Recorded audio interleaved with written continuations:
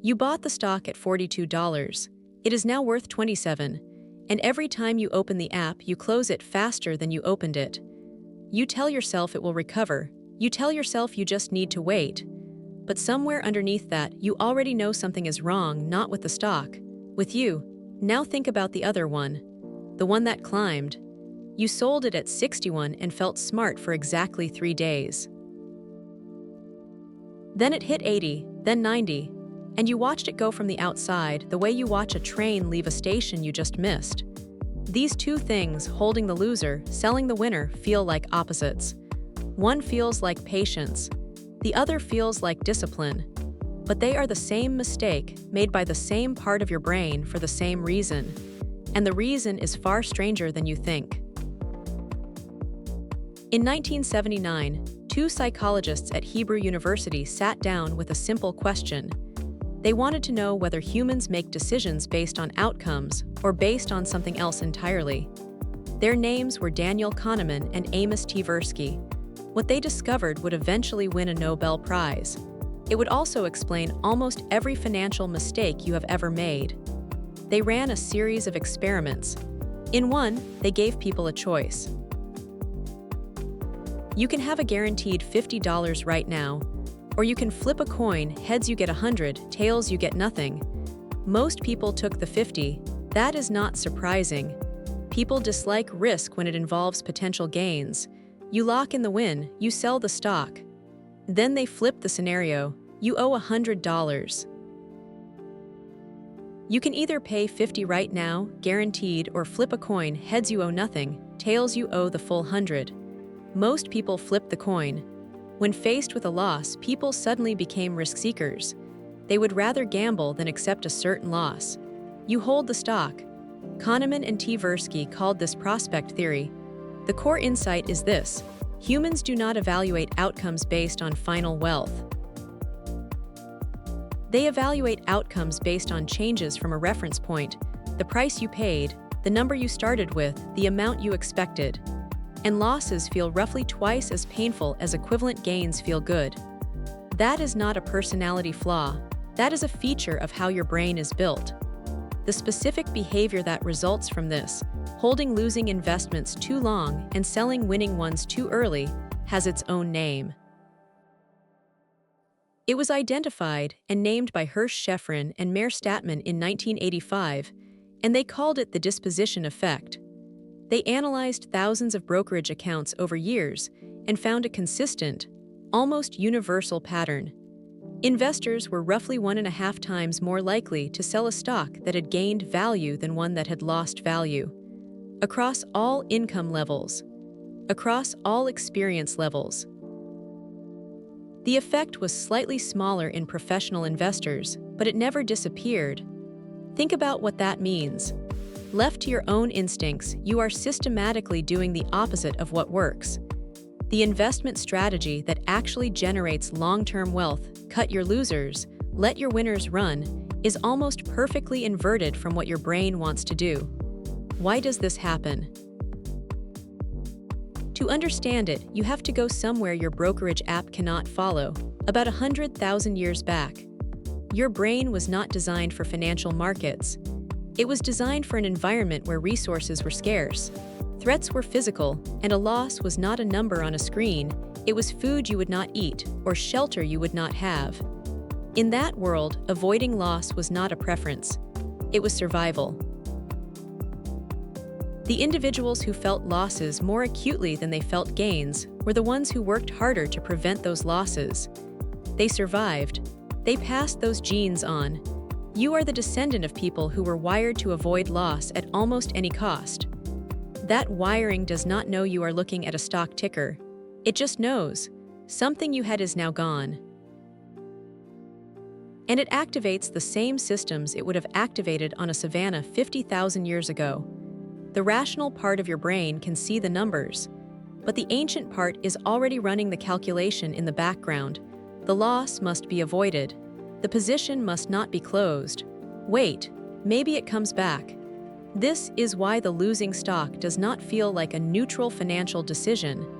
It feels like a threat. And your brain is very, very good at finding reasons to avoid threats, even when the threat is entirely inside your head. The phenomenon has a companion mechanism. When your stock goes up, your brain immediately starts calculating what it stands to lose if the price drops again. You no longer feel like someone riding a gain, you feel like someone sitting on top of something fragile. The reference point has shifted. The gain is now something you could lose, so you sell it, you lock it in.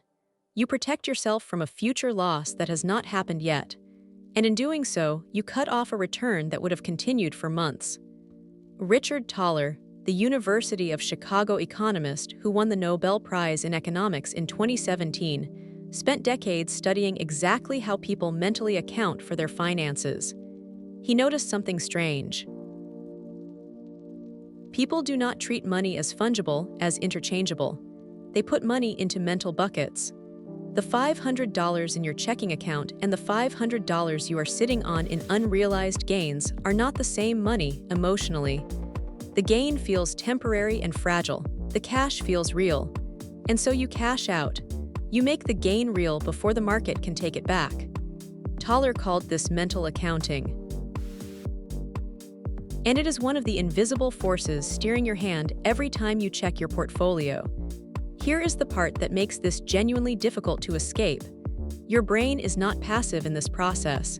It actively generates justifications. When you hold a losing stock, your mind does not say, "I am holding this because I cannot tolerate a realized loss." It says, "The fundamentals are still strong. Management is going to turn it around." The market is being irrational. The stock was undervalued before, and now it is even more undervalued. These feel like reasoned investment theses. They are not. They are stories your brain creates after the decision has already been made, designed to make the emotional choice feel rational. Psychologists call this post hoc rationalization. The decision comes first, driven by emotion. The explanation comes second, constructed by language. You are not reasoning your way to holding the stock. You are holding the stock and then reasoning to explain why. Brad Barber and Terrence Odion at the University of California ran one of the most comprehensive studies of individual investor behavior ever conducted. They analyzed the trading records of 10,000 households over 7 years. What they found was striking. The stocks that investors sold, the winners, went on to outperform the stocks they held, the losers, by an average of 3.4 percentage points over the following year. Investors were not just failing to optimize. They were systematically choosing the worse outcome. And it cost them. Households that traded the most underperformed the market by 6.5 percentage points per year.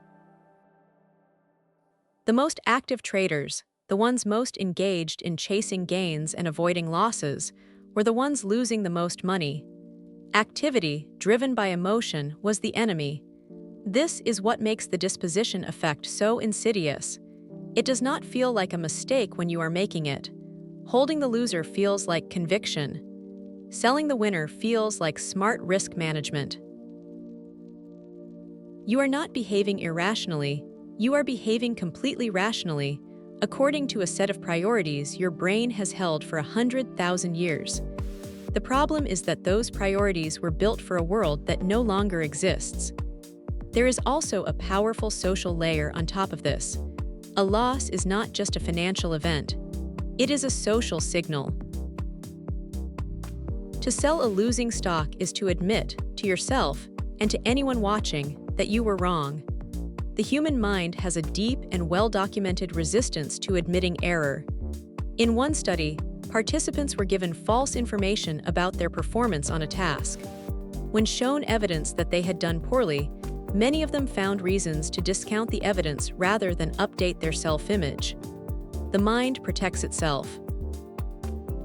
And your brokerage account is just another arena for that protection. So what does this mean for your money today? The first thing to understand is that the pain you feel when you see a losing position is not information. It is biology.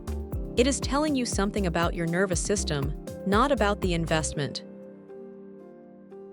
When you notice the urge to hold a position because selling would mean admitting a loss, that feeling is the signal, not the reason to stay.